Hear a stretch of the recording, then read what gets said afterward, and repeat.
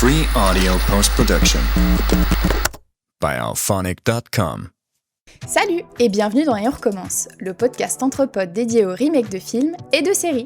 Si vous avez envie de nous soutenir, vous pouvez vous abonner au podcast sur n'importe quelle plateforme, à notre page Instagram aussi, et vous pouvez noter et laisser des commentaires, ça nous fera super plaisir et surtout c'est gratuit, alors faites-le, merci. Dans cet épisode, je suis en compagnie de Hugo, Hello. Élise, Salut. et Bastien. Salut. Aujourd'hui, on va s'intéresser au Freaky Friday de 1976, ou comme le veut son titre français, à Un vendredi dingue dingue dingue, et à son remake de 2003, Freaky Friday. C'est parti!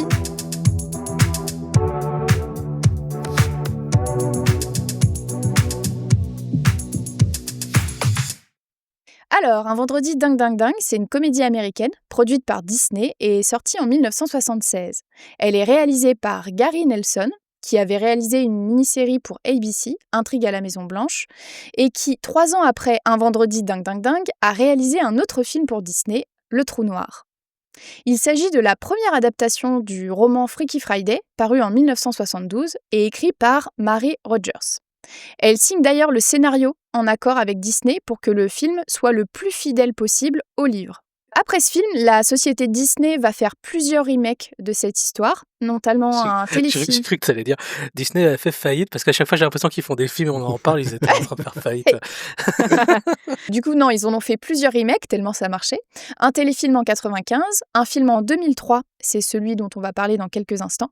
Un téléfilm musical pour Disney Channel en 2018. Ouais, j'ai vu ça. Eh ben. Ils peuvent pas s'empêcher de faire des versions musicales. Non. C'est pas possible, ça leur colle à C'est la peau. Disney, c'est la magie. Ben oui. Ouais. Et cette année, au mois d'août, sortira la suite du film avec Lindsay Lohan et Jamie Lee Curtis qui vont jouer dedans encore une fois. D'ailleurs, la bande-annonce est dispo sur les internets si jamais vous êtes curieux pour aller voir ce que c'est. Ok.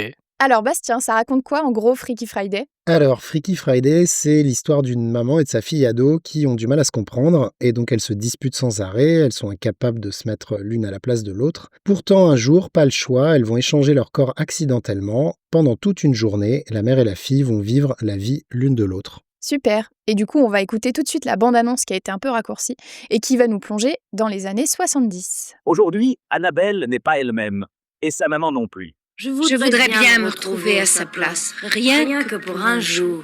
Aussitôt dit, aussitôt fait. Mais être toi pour un jour, ni plus ni moins qu'un seul jour. Je voudrais tout apprendre de ta vie, et je n'ai pas assez de ton avis, de ce que tu me dis. Je veux vivre en toi, tout au fond de toi. Un jour ça me suffit. Barbara Harris et Jodie Foster dans une aventure où elles perdent littéralement la tête puisque mère et fille y font l'échange de leur personnalité pour un jour inoubliable et pour elles et pour vous. Non, elle est trop creepy cette musique, je peux pas. C'est horrible. Putain, I wanna reach you, I wanna touch you. Putain, every single way. Ouais, elle m'a appelé. Ouais, moi, j'aime bien, je trouve ça, c'est très désuet, c'est assez mignon. Mm. Mais après, oui, les paroles sont un peu bizarres, ouais. Alors, pour incarner Annabelle, la jeune ado, c'est Jodie Foster, qui avait 13 ans à l'époque. Et c'est pas du tout son premier rôle, puisqu'elle avait déjà fait 6 films avant celui-ci, dont Taxi Driver avec Martin Scorsese. Et Bugsy Malone. Oui, c'est vrai. Et petite anecdote d'ailleurs, elle a raté l'occasion de jouer dans un énorme film de l'époque. Est-ce que vous devinez lequel ? En 77. Star Wars. Ouais, Star Wars, Ah. Hugo, évidemment, il y en a Non, qu'un. pas le temps de réfléchir. Elle aurait joué qui Justement, George Lucas, il voulait rendre le personnage de la princesse Leia plus jeune à la base. Donc, il voulait que ce soit Jodie Foster qui jouait la princesse Leia. C'est un peu problématique quand même. Les problèmes. I wanna reach you, I wanna reach you. Mais Jodie Foster, elle était toujours sous contrat avec Disney à l'époque. Donc, elle a été obligée de refuser le rôle et elle s'est retrouvée dans Un vendredi dingue dingue dingue. Au final, il y a peut-être autant de films dans la licence Freaky Friday que dans Star Wars. Bientôt. Ensuite, pour le rôle de la mère au foyer, Hélène, il est donné à la sublime Barbara Harris, qu'on a pu voir la même année dans Complot de famille, qui était le dernier film de la carrière d'Hitchcock. Et on y trouve aussi John Astin dans le rôle du père de famille, qui jouait d'ailleurs un autre papa dans une série à succès dans les années 60. Je sais pas si vous savez. C'était Gomez dans La famille Addams. Sérieux? Ah oui, c'est voilà, vrai. putain, son visage m'a dit quelque chose et j'arrivais pas à retrouver, mais carrément. Et pour info, les 2 actrices, elles ont été nommées dans la catégorie meilleure actrice au Golden Globe de 1977. Ok. Et à votre avis, est-ce que le film a été un succès ou pas? Grande Euh, question.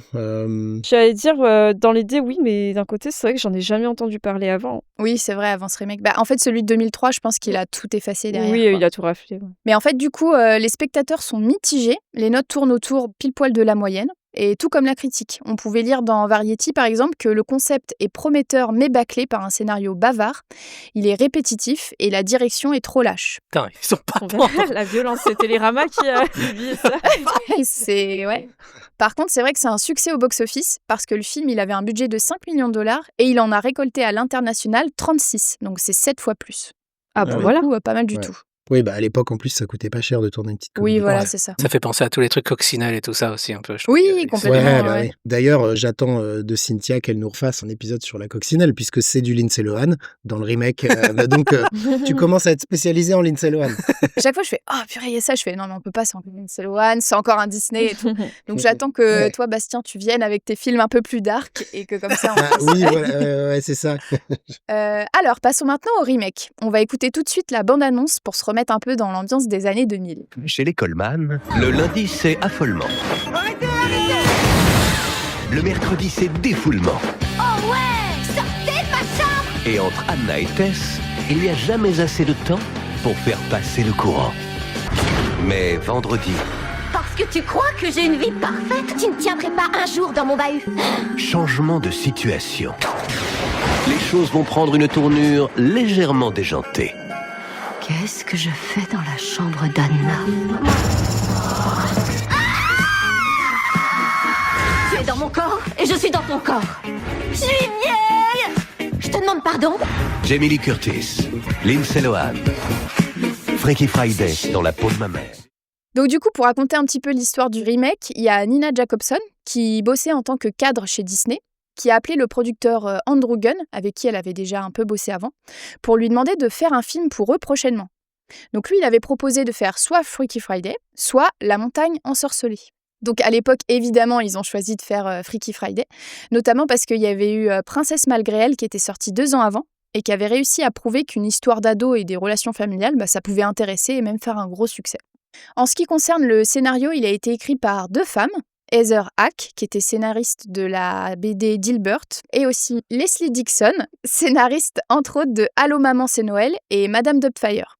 Ok. Ils ont ensuite rencontré plein de réalisateurs, mais ils ont finalement choisi Mark Waters, qui n'était pas très connu à l'époque, et ils l'ont choisi parce qu'il avait réussi à les convaincre de transformer le personnage de l'ado, qui était initialement écrite comme une intello, et du coup à la place ils en ont fait une ado rebelle. Pour lui ça avait plus de sens de faire un switch comme ça. Oui, bah complètement. Bref, 2 ans après, il a réalisé Mean Girls, soit Lolita malgré moi, sur lequel on a fait un super épisode il y a quelques mois et qu'on vous encourage à aller écouter si vous l'avez raté. Le Lindsay Lohan multiverse. Voilà, exactement. Exact. Au casting dans le rôle de Anna l'ado, c'est Lindsay Lohan qui décroche le rôle. Mais essayez de deviner un peu du coup les actrices qui étaient envisagées. Et si vous avez bonne mémoire, on les a déjà toutes citées dans Mean Girls. Si, dans High School Musical, comment elle s'appelle Vanessa Hudgens. Non, toujours Non, pas. en Non. plus, je crois que j'avais dit ça la chaque dernière fois. Ah, J'essaie de me remémorer qui y avait. Ah, la sœur de Buffy. Exactement. Oui, Michelle Trachtenberg. Michelle Trachtenberg. Donc du coup, elle avait le rôle, mais à cause de son planning de Buffy contre les vampires, puisqu'elle jouait la petite sœur de Buffy, ça n'a pas pu se faire. Et après, il y en a d'autres aussi. Il y a eu Kristen Stewart, Ah ouais, Evan Rachel Wood, Brie Larson et Christine Bell. ça c'était marrant avec Kristen Bell. Ouais. Et pour le rôle de la mère, c'est Annette Bening qui avait décroché le rôle. Pour ceux qui voient pas trop qui c'est, elle joue dans Mars Attacks. Ah bah oui. Elle fait la mère aussi dans American Beauty. Et donc elle, pareil, elle avait signé et au tout dernier moment, elle a eu peur que le film fasse un flop et elle les a plantés quelques semaines avant le tournage. Ah là là, Ouais, bah là, c'est un malheur pour un bonheur, parce Oui. que Jamie Lee Curtis derrière, c'est parfait. oui, Elle a accepté Jamie Lee Curtis alors qu'elle avait que 6 jours pour se préparer avant le tournage. mais non. Quel Ah oui. boss. Oh là là. Elle est trop forte. Bon, de toute façon, c'est toujours une bonne idée de caster Jamie Lee Curtis. Totalement. Voilà. Moi, je l'adore. Et pour jouer Ryan, le beau-père du coup, donc le nouveau mari de Jamie Lee Curtis, c'est Mark Harmon qui joue Gibbs dans NCIS notamment. Je suis trop gay. Mais oui, Ouais. Mais pareil, à la base, c'était quelqu'un d'autre qui devait avoir le rôle. Alors, est-ce que vous pouvez deviner qui c'est? ah là là. Richard Gere. Non, Il jouait dans des séries de Ouais. l'époque. une grosse série des années 80, on va dire. Il avait le rôle principal d'une série. Tony Danza, allez. Ah non, Est-ce qu'il jouait dans Friends? Il a joué dans Friends, oui. Il joue le mari de... Tom Selleck. Oui, Tom Selleck, bravo, exactement. Ah, C'était ça, Elise, que tu voulais dire chercher aussi son nom. Magnum. Ouais, Ouais, chercher son nom. C'est ça, c'est Magnum ou Richard dans Friends, l'ex de Monica. Je l'imaginais bien dedans. Et du coup, effectivement, il s'est tiré du projet quand Annette Bening est partie. Ça change de l'acteur de 76. Hein. Oui, bah oui. Donc, ouais. Ouais. Concernant la réception du film, à votre avis, est-ce que ça a fonctionné ou pas? Au gros succès, je pense. Bah oui, je pense. Je crois que ça a pas mal marché. Ouais. Le film a eu son petit statut culte après avec le temps, il me semble. Tout à fait. Le film, il avait un budget de 26 millions de dollars et il en a rapporté presque 161 millions dans le monde. Eh ben. Donc l'original, on était sur un x7, là c'est un peu plus de x6, donc très gros succès. Et côté critique, on pouvait lire par exemple dans le New York Times que c'était une farce familiale à l'esprit vif, servie par des performances de la part de Lindsay Lohan et de Jamie Lee Curtis, qui réalisent là l'un de ses meilleurs films à ce jour. Eh ben, Bon, ça va. Et d'ailleurs, il y a carrément même Mary Rogers, donc si vous avez suivi, celle qui avait écrit le livre et qui avait écrit le scénario du film de 1976, qui a avoué qu'elle trouvait que la version de 2003, c'était la meilleure réalisée à ce jour. Donc carrément même meilleure que sa version à elle, quoi. Ah ouais? Trop bien. Alors, on va passer à l'analyse. C'est quoi pour vous la plus grosse différence entre les deux films? Bah, le statut de la femme. Ouais. Dans la version originale, où elle est mère au foyer, c'est vrai que bah, y a les problèmes de type faire le repassage, enfin s'occuper de son mari, penser à la maison. t'as le nombre de rendez-vous qu'elle prend à la semaine. Ouais, Je sais enfin, pas s'il nettoie la moquette tous les vendredis. Ouais, c'est ça. Putain, elle est chargée, hein, sa life à la C'est mère de clair. foyer. Ouais. Le teinturier, le réparateur. Ouais, mais c'est ça, c'est la représentation typique d'une mère au foyer des années 70 qui vit dans une zone résidentielle où toutes les Oui, maisons se ressemblent. banlieue, Voilà, ouais. et elle, effectivement, elle est renvoyée à son statut marital et ménager. Faut tenir la maison pendant Voilà. que monsieur est au boulot. Il y a quand même des répliques assez dégueulasses. Mais mets ta petite robe noire sexy que j'aime bien. Enfin, Oui, oui. Sugar Tits, tu il lui vois. dit comment s'habiller, quoi. En Ouais. gros, elle doit être en représentation. Lui, il a un truc de travail. Elle doit s'occuper de ça tout le long de la journée. En fait, il va lui passer des coups de fil pour lui dire prépare à bouffer alors que c'était pas Ouais. prévu pour 25 personnes. Bien sûr. À un moment, il lui dit contente-toi de venir et d'être Ouais. belle. Et un peu plus tard, il lui dit un truc je fais mon job, tu fais le tien. Tu vois, c'est Oui, c'est vraiment ça. ça a très très très très mal vieilli. Qu'est-ce que tu en penses? De quoi? Pour nous, c'est un honneur, aujourd'hui, de vous recevoir à cette inauguration de notre nouvelle, luxueuse marina. Il y a que le nom de Marina qui cloche. Je l'aurais appelée l'île des vents murmurants. Je trouve que... Hélène, je t'en prie, ne t'en mêle surtout pas. Tout ce que je te demande, comme d'habitude, c'est d'être jolie et aimable. Je me charge du reste. Il y a ça, et puis même la fille, ce qu'elle pense aussi, elle dit ah mais t'es mère au foyer, tout ce que tu fais c'est rester assise sur le canapé et regarder la Regarder télé. la quoi. télé, ouais. Et manger tout ce que tu veux. Oui, pour elle, elle se rend pas du tout Voilà, compte. c'est ça, en mode t'as rien à faire. Et justement, ça arrive à un moment où, à l'époque, les gens, ils commençaient tout juste à s'intéresser à la quantité de travail. La charge mentale. Charge mentale. Ouais, voilà, c'est ça. Et on commence un Bon. tout petit peu à parler de l'égalité dans le couple. Donc là, bon, on l'a dit, c'est vraiment l'archétype de la femme au foyer. Mais grâce au changement de corps, Voilà, Jodie Foster, du coup, son personnage, il se rend compte un petit peu de la quantité de travail que sa mère, elle doit faire. Ouais, de la responsabilité qu'elle se tape derrière et pas forcément tu as juste à faire un peu le ménage dans la maison. Enfin, tout est acquis quoi. Ouais, et ce qui est marrant aussi, je trouve, c'est quand la fille est dans le corps de la mère, Mhm. elle a un gros discours sur la misogynie du directeur de l'école. Mais Ouais, du coup, ouais, ouais. c'est... Ah Regarde ton père, par contre. Bah, elle le dit aussi à un moment, en fait. Enfin, elle le pense, elle le dit pas. Repasse ça, nettoie ça, pense à ci, pense à ça. Comme père, t'es extra, mais comme mari, t'es pire qu'un adjudant. C'est cool parce que tu vois un peu ce personnage de petite fille dans ces années-là qui sont un peu en train de se rendre compte que bah, plus tard elles vont pouvoir travailler, que les femmes sont en train de se libérer et qui pourtant laissent un peu leur mère dans ces rôles-là en étant hyper ingrates. Mais limite, il aurait fallu qu'elle change de rôle avec le mari en fait, quoi. Bah oui, c'est Ouais. ça. Enfin, moi, après, ce que je trouve dommage, c'est vraiment qu'il y a une tentative de remettre en cause un peu le statut patriarcal de la famille, et en même temps, on n'y va pas du tout. Vraiment, Oui, le c'est ça. film ne se contente que de quelques répliques, quelques trucs comme vous venez de citer, mais vraiment, le père sera pas du tout remis en question. Mais c'est con qu'il n'y ait pas une reconnaissance du personnage par rapport à ce qu'elle accomplit, Oui. tu vois, dans le film. Bah ouais, ça reste en surface. Ils auraient pu pousser un tout petit peu la conclusion du film vers une Oui. remise en question du personnage du père, qui regarde sans doute sa femme un peu différemment, qui accepte des trucs, même si ça serait resté naïf. On est dans une prod Disney, encore une fois, et ça aurait été plutôt une avalanche de bons sentiments, mais au moins, il y aurait eu quelque chose. Là, je trouve dommage, en fait, de lancer toutes les pistes, mais de pas y aller. Et du coup, à l'inverse, dans le remake, on a une maman qui n'est plus mère au foyer et qui a un travail. Donc effectivement, la scénariste Heather Hack disait qu'elle voulait moderniser l'image de la femme, l'image de la famille aussi, parce que c'est vrai que dans le premier, on était plutôt dans une famille blanche américaine, typique des années 70, avec le papa qui travaille, la maman qui se sacrifie, et 2 enfants, tant qu'à faire, une petite fille, un petit garçon. Donc là, dans le remake, qu'est-ce que vous pouvez dire sur le rôle de la femme et de la famille en général ? C'est une femme active, elle est psychologue. Déjà, on est sur une maman qui est en charge de la maison. Enfin, donc on voit qu'elle est toute seule à gérer le foyer. C'est vrai qu'on l'a pas dit, mais son mari, qui est le père de ses 2 enfants, il est décédé il y a 3 ans, au moment où le film commence, quoi. Voilà, elle est en train de se remarier, donc elle est aussi en train de changer de vie, ce qui génère d'ailleurs des conflits, du coup, parce qu'effectivement, est-ce que les enfants vont accepter le nouveau mari, etc. Non, voilà, en tout cas, son personnage est déjà plus facile à appréhender au début. Un peu plus crédible, ouais. Forcément, c'est plus près de nos époques à nous. Oui, c'est parce que ça nous parle plus aussi. Oui, après, c'est pas pour ça qu'elle a une vie plus facile, en fait. Non, clairement. Non, bien sûr. Parce qu'effectivement, comme tu dis, elle a son boulot de psy. Elle est en train de sortir un livre aussi. Elle prépare son mariage et sa lune de miel. Elle a le foyer à gérer. Et elle est pas en burn-out. Elle est pas en burn-out, mais quand même, elle se prend la mauvaise file dans le parking et se fait crever ses pneus. Et le mari, il est plutôt à l'écoute, je le trouve. Oui, il lui laisse son espace. C'est vrai qu'il a pas pris la place de son ancien mari pour l'instant. Il veut prendre ses responsabilités, il veut être dans le truc, il veut communiquer, il veut parler. C'est vraiment la personne à l'écoute, qui va bien avec l'acteur d'ailleurs. Oui. C'est vrai que ce qui est bien, c'est d'avoir mis en avant une famille là un petit peu plus dysfonctionnelle, quoi, parce que comme le papa est plus là, la maman a le droit de se consacrer à sa propre vie, sa vie amoureuse et tout ça. Enfin, c'est bien d'avoir changé ça. Surtout qu'en plus, dans les années 70, le taux de divorce, il était aux alentours de 3 pour 1000 aux États-Unis et qu'il a explosé dans les années 80-90 et il est passé à 5 pour 1000. Ce qui paraît peu comme ça, mais en fait, ce qui est quand même assez énorme. Presque le double. Donc, c'est vrai que c'était pas mal d'avoir mis ça en avant. Tu vois, il y a aussi un truc qui me fait marrer par rapport à la représentation de la femme entre les 2 films, c'est que dans le premier, quand tu as un switch, c'est la mère dans le corps de la fille, vu que la fille était un peu un garçon manqué, et va du coup aller se faire un petit peu de maquillage, aller s'habiller, et pendant ce temps, la fille dans le corps de la mère réalise qu'elle doit se faire belle, elle doit se maquiller, elle doit se présenter, alors qu'elle sait pas se maquiller, alors que là, dans le deuxième film, c'est la fille dans le corps de la mère qui va aller se maquiller. Parce que comme si la mère, elle prenait pas assez soin d'elle ou un truc comme ça. Je me suis dit, elle a la carte bancaire, elle est tellement frustrée de pas avoir d'argent qu'elle... peut-être comme ça, t'as raison. Elle va se donner un petit côté rock'n'roll, un petit peu plus, tu vois. Elle va sortir en fait du côté guindé parce que justement, quand la mère se retrouve dans le corps de Lindsay Lohan, elle se fringue le matin et elle met un espèce de pantalon large et tout machin, et l'autre la regarde en mode « Mais pourquoi tu mets ça ? C'est dans le placard, mais je l'ai jamais mis. » Je sais pas pourquoi tu mets jamais ce pantalon, il est vraiment ravissant.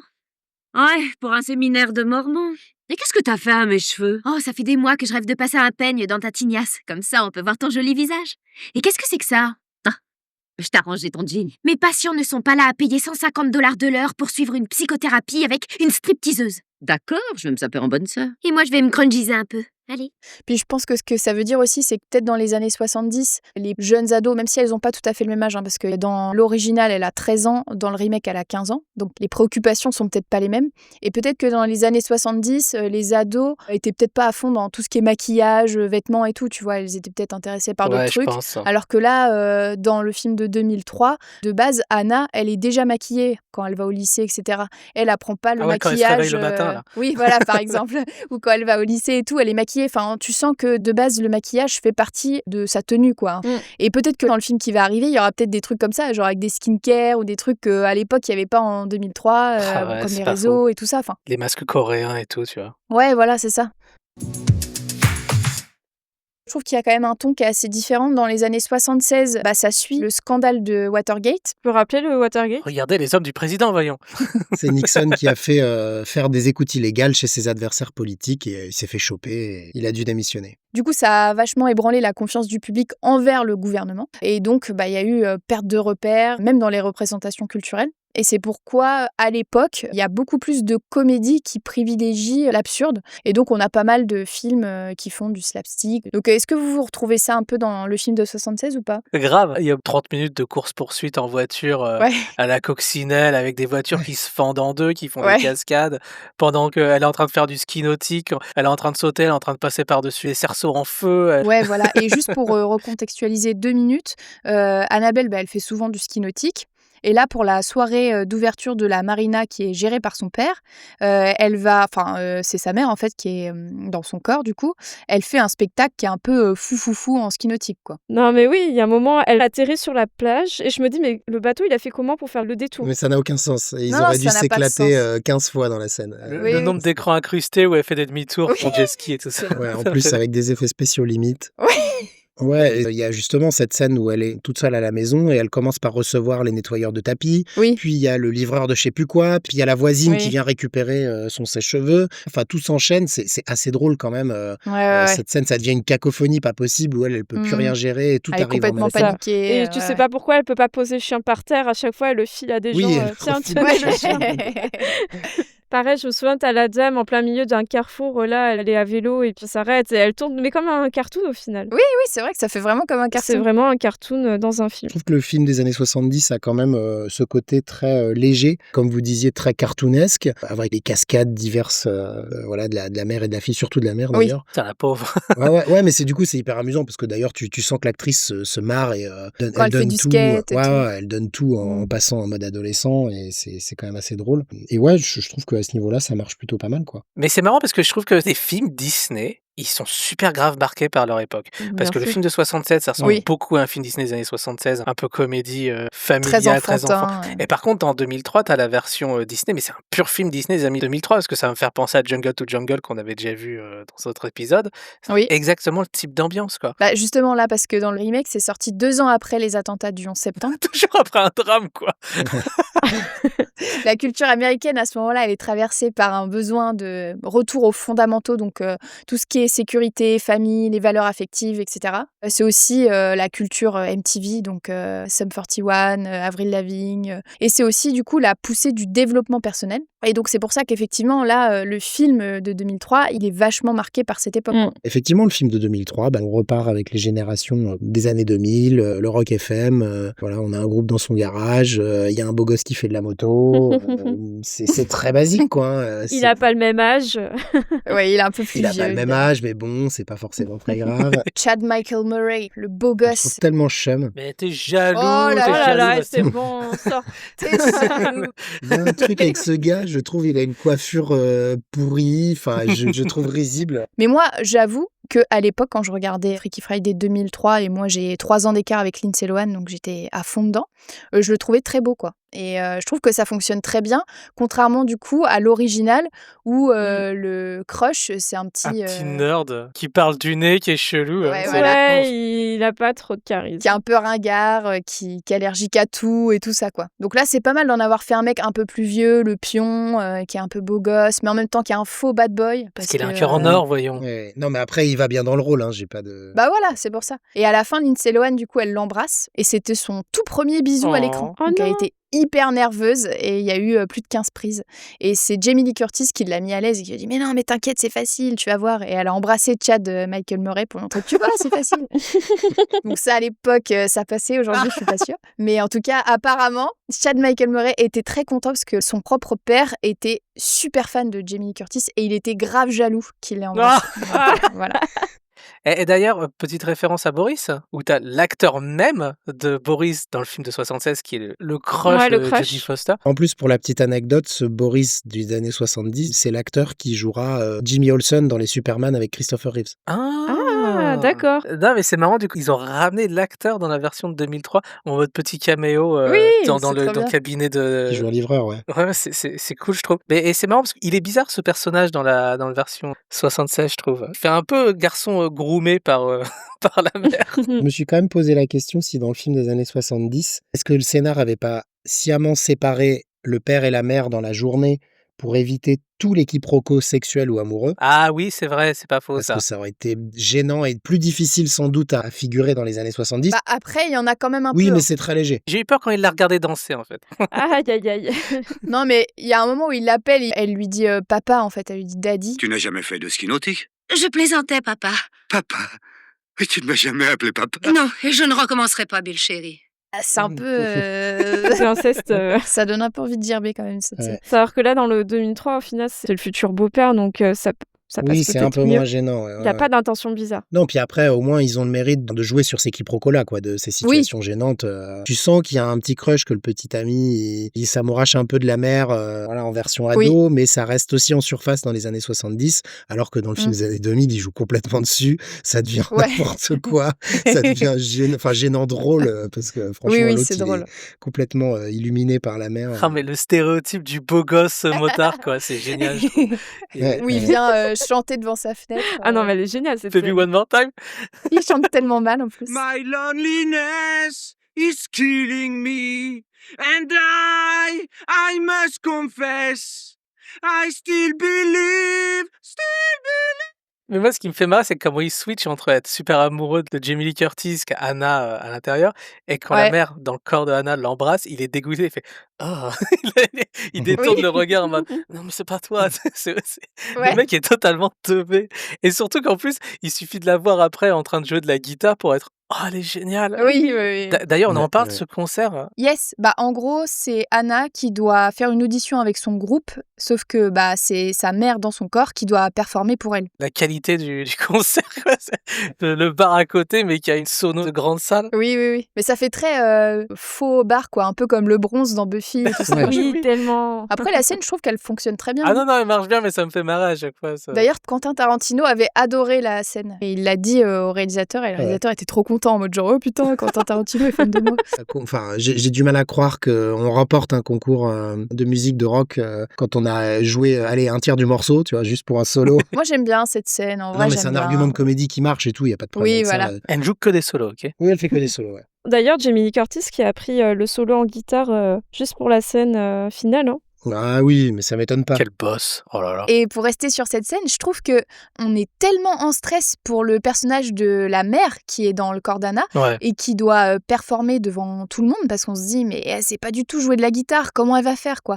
Et je trouve qu'on est beaucoup plus en stress Ouais, que dans l'original quand c'est la mère qui doit faire du ski nautique. Ouais, t'as quoi. des plus gros enjeux quoi par rapport à ça. Oui. Surtout que le ski nautique, tu te dis worst case scénario, le père il se fait virer, tant mieux pour sa gueule quoi. Donc Ah oui, c'est pas ça, trop- ouais.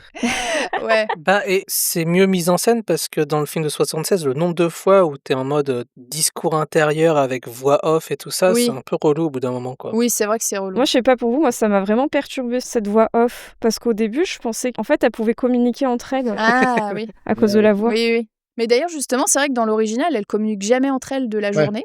Alors qu'au moins, c'est vrai que dans le remake, elles se voient tout le temps, en fait. Tu sens qu'elles vont devoir vivre le truc à deux. Et c'est ça qui fait que ça les rapproche, finalement, puisqu'elles sont solidaires de leur situation et elles s'entraident. Bah, quoi. et surtout que t'as une moralité de faire un acte de rédemption entre eux quoi. Alors que dans le premier, c'est vraiment vis ma vie à ma place et vois comment je Ouais, galère. tout à fait, ouais. Oui, voilà, c'est juste pour faire des situations rigolotes, quoi. Voilà. Alors qu'au moins, dans le remake, c'est un peu plus psychologique. Elles doivent essayer de se comprendre. Et bah, d'ailleurs, dès le début du film, on voit que le dialogue, il est rompu parce qu'il y a carrément un moment où Anna, elle sait même pas le titre du livre que sa mère vient d'écrire. Et Anna, elle a coupé le lien depuis la mort de son père, en fait, parce qu'on sent qu'elle a pas envie d'être Ouais. jugée ou analysée par sa mère comme une patiente. Si on parlait des véritables raisons de ta colère, c'est de ton père dont il s'agit. S'il te plaît, maman, arrête ton baratin de psy. Et au final, elles arrivent à re-switcher parce qu'elles ont renoué la communication. Donc c'est un petit peu plus profond que l'original, même si c'est sûr que c'est plein de bons sentiments, quoi. Bah, surtout que c'est moins que d'être dans le paraître ou dans la performance, quoi. Là, il y a Mm. vraiment, t'as un problème sous-jacent, psychologique qui peut t'atteindre et tu dois péter la barrière pour aller vers autre chose. Ouais, mais c'est clair qu'à ce titre-là, le film de 2003 est clairement mieux écrit. Il se base pas uniquement sur son argument de comédie, il développe un truc. Alors, si tu décortiques le scénario, tu peux vraiment retrouver tous les actes dans n'importe quel manuel de Oui, scénario. bien sûr. Mais au moins, il a le mérite d'avoir une exposition très claire, de placer les enjeux, du coup, de mettre beaucoup plus d'interaction entre la mère et la fille pour essayer de régler le problème et d'avoir des personnages qui sont plus complémentaires. Donc, à ce niveau-là, c'est clair que ça marche mieux plutôt que de purement les séparer et de dire, tiens, vis ma vie de mère, vis ma vie de fille. Et puis, à la fin, on réunira tout ça dans un bordel. Oui, un gros bordel. Eh bien, je pensais à un truc par rapport à l'original. C'est vrai qu'on parle pas beaucoup de comment est-ce qu'elles ont changé de corps parce qu'au final, Elle dit la phrase un peu magique. Je voudrais bien me retrouver à sa place, rien que pour un jour. Puis pouf, t'as le magnifique montage FX qui a du charme, je trouve. Mais oui, du coup, ça s'est pas du tout développé, alors que la version remake, là, par contre, ça donne un peu plus de storyline. Après, c'est un peu problématique. Oui, voilà, c'est ça. En fait, toute la famille va au restaurant chinois et comme la fille et la mère se prennent la tête un peu en public et que la responsable du restaurant chinois les voit, elle leur donne un fortune cookie qui va lancer l'espèce de sort, quoi. Sauf que on l'explique en mode machin voodoo Asie. La mère de Pei avec ses gâteaux qui m'a regardé moi et puis toi en souriant. Oui, et puis c'était quoi son espèce de charabia en chinois, là? Une incantation magique, une malédiction, une sorte de vaudou asiatique. Ah non, mais les minorités ethniques magiques aux États-Unis, c'est incroyable.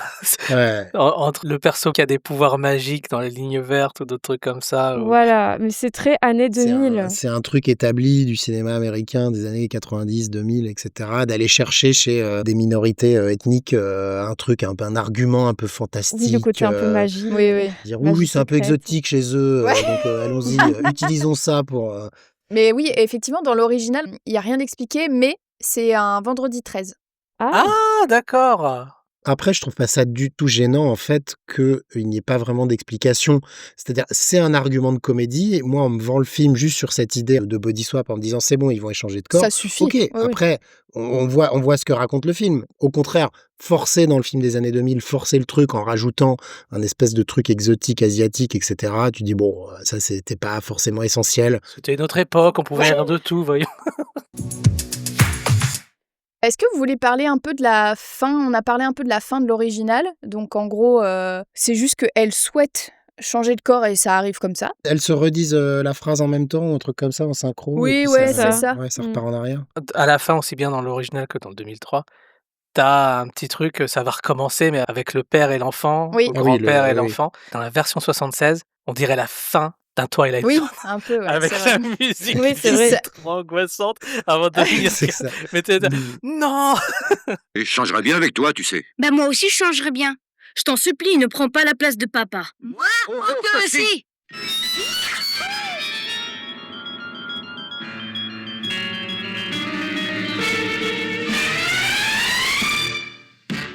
Dans le remake, c'est le grand-père et le fils qui arrêtent pas de se chercher des poux, mais bon, voilà, c'est pas non plus... Ils sont mignons. C'est un peu différent quand même. C'est évité parce que là, tu revois la grand-mère asiatique qui vient Ouais. avec ses cookies, qui les refile au grand-père et au gosse, et la serveuse, du coup, sa fille, qui se pointe et qui saute sur le grand-père et le gosse pour éviter le truc. Et ça, justement, en fait, la fin devait pas être comme ça. C'est-à-dire que le réalisateur, il a montré à Disney la fin de base. Donc, en gros, c'était pas éviter la grand-mère donner les fortune cookies au grand-père et au gamin. Et en fait, les mecs de chez Disney, ils ont adoré le film et ils lui ont dit, mais est-ce que tu veux plus d'argent et refaire autre chose? Très étonné, le réal a dit, bah ouais, carrément. Et il lui dit, moi, j'avais une autre idée de fin, mais en fait, il faut tout retourner. Et donc, du coup, ils lui ont dit, bah ok, on vous donne $1,5 million et allez-y, quoi. Et c'est comme ça qu'il a pu faire la fin actuelle. Non, mais c'est marrant que tu puisses déballer de la thune comme ça. Après, est-ce que ça valait $1,5 million? Oui, je suis pas sûr, mais non, mais c'est voilà, c'est ce genre de film où de toute façon, une fois qu'on a clôturé l'histoire et qu'on est retombé émotionnellement entre guillemets sur le truc, bon bah, qu'est-ce qu'on fait? On s'arrête juste là-dessus ou bien on fait un petit gag de fin? Bon bah voilà. Sinon, on avait le droit qu'au concert un peu pérave de Lindsay Nolan et son groupe. Oh non, t'as pas le droit de dire ça, moi j'aime Oh là là là là, l'agression, quoi. Non, mais je suis un enfant des années 80 et 90, mais je ne suis pas nostalgique de cette période. Enfin, si, en fait, je dis des bêtises sur plein de trucs, mais en tout cas, côté young adulte, teen rock et tout, ouais, je suis pas entré dedans. Je suis un vieux con, hein, voilà. Voilà, ça c'est dit. Cela étant, j'ai trouvé très drôle cette scène où justement il l'emmène dans la salle des profs et lui dit mais attends, on va se faire repérer. Il dit non mais laisse tomber, si les profs ils sont complètement lessivés, ils vont rien voir. Et effectivement, tu rentres dans le truc, t'en as deux qui dorment sur un canapé, t'en as un qui est abruti devant un ordi, ils sont complètement HS. Ils sont au bout de leur vie. C'est tout petit, mais je trouve ça assez amusant. Moi j'ai adoré justement la scène où elles viennent de changer de corps, donc du coup dans le remake, et Jamie Lee Curtis se regarde dans le miroir et elle dit Oh, je ressemble au gardien des contes de la crypte. Ça suffit, on a compris. Et j'ai trouvé ça très très drôle comme petit clin d'œil. C'est vrai que c'est bourré de petits détails quand les filles sortent de la classe. T'as Lindsay Lohan, donc la mère dans Lindsay Lohan, qui remet le t-shirt de sa copine, tu vois, parce qu'il y a le nombril qui dépasse. Et voilà, Oui, c'est oui, juste, oui. elles sont en train de discuter, t'es concentré sur autre chose, mais t'as ce petit détail où... Mais même quand elle rencontre Jake, elle lui serre la main, elle lui dit « T'es gentil, mais si tu te coiffais un peu mieux, tu serais beaucoup mieux » ou je sais pas quoi. Ouais. Et après, elle lui serre la main et juste après, elle met du gel hydroalcoolique pour se laver les mains. Et je trouve c'est un petit j'ai pas détail, mais vu. c'est vraiment rigolo, quoi. Ouais, non, ça marche bien. Est-ce que vous avez préféré l'original ou le remake? Par pure question de rythme, je dirais le remake, Ouais. mais je trouve que l'original se regarde aussi et il est agréable. Je sais pas, je dirais pas qu'il y en a un qui est mieux que l'autre, je dirais juste qu'il y a une sensibilité un peu de rythme et de réalisation qui est différente. Ok. Bon, mais je dirais plus vers le remake, je pense. Mmh. Ouais, je suis assez d'accord. Il y a 2 films franchement qui se valent. Après, on va dire que la mise en scène n'est pas dingue dans les 2 films. Ça se base énormément sur les actrices. Oui. Heureusement, dans les 2 films, du coup, les 4 actrices font vraiment le job. Après, voilà, l'original, il y a beaucoup de tempo dans les séquences. Mais après, voilà, je trouve qu'il y a 2-3 trucs qui sont un petit peu simplistes. La dynamique sentimentale entre les deux est quand même un petit peu absente et la fin est un poil bâclée. En parallèle, du coup, pour parler du second, ça reste aussi un film très très calibré Disney, une comédie assez bien pensante et tout, qui est pas très spontanée en fait, qui est presque un peu trop bien huilée. C'est un peu dommage. Enfin, c'est ce que je disais en parlant de Jamie Lee Curtis, je trouve dommage que le film presque lui coupe l'herbe sous le pied pour la laisser plus s'exprimer dans certaines scènes. Mais le comique de situation marche bien, franchement. Enfin voilà, tout est bien agencé. J'ai du mal aussi à donner une préférence sur les deux. En termes de film, en termes de structure et tout, évidemment, le remake fonctionne un petit peu mieux. Voilà, il est mieux agencé, il est moins bordélique. J'irais un petit peu plus vers celui-là, même si franchement, les deux sont chouettes. Ok. Et toi, Elise? Bah, je rejoins les avis précédents. C'est vrai qu'en termes de rythme, je préfère quand même le remake. Après, l'original se laisse aussi regarder. C'est quand même plaisant. Juste, moi, j'ai vraiment eu du mal avec la fin. Je trouvais que c'était vraiment très long en termes de montage. Des gags sur gags. Et moi, j'avais l'impression que ça s'arrêtait jamais. Du coup, t'as préféré lequel entre les deux? Ah, largement le remake. Parce que Jamie Lee Curtis, Lindsay Lohan, ça me parle plus par rapport à mon adolescence aussi. Bah, je suis complètement d'accord aussi. Moi, j'ai préféré le remake. Même si, oui, l'original, il est sympa, il est très bien joué aussi. Mais c'est vrai que je trouve que le rythme est pas là. Le concept, je trouve assez peu exploité. Donc, j'ai trouvé ça un peu décevant. Et exactement comme toi, Elise, moi, sur la fin, j'en pouvais plus non plus. Je voyais pas quand est-ce que ça allait s'arrêter. Et au moins, le remake, je le trouve très, très drôle. Moi, je trouve qu'il y a plein de petites vannes ici et là qui sont très drôles. Et je trouve que Lindsay Lohan, là, on en a pas vraiment parlé, mais elle joue hyper bien en fait. Bah oui. Et après, effectivement, dans tous les cas, moi, c'est mon adolescence. Donc, toutes les refs musicales, vestimentaires, les acteurs, etc., ça me parle. Et aujourd'hui, je suis toujours nostalgique quand je le vois. Donc, ça a forcément joué. Oui, oui. Voilà, bon, je pense qu'on va terminer comme ça. Donc, merci beaucoup à tous les trois pour votre participation. Merci. Merci aux personnes de l'ombre pour leur aide précieuse et merci à vous d'avoir écouté cet épisode. N'hésitez pas à vous abonner et à noter le podcast afin qu'il gagne en visibilité. À bientôt. Free audio post-production by alphonic.com.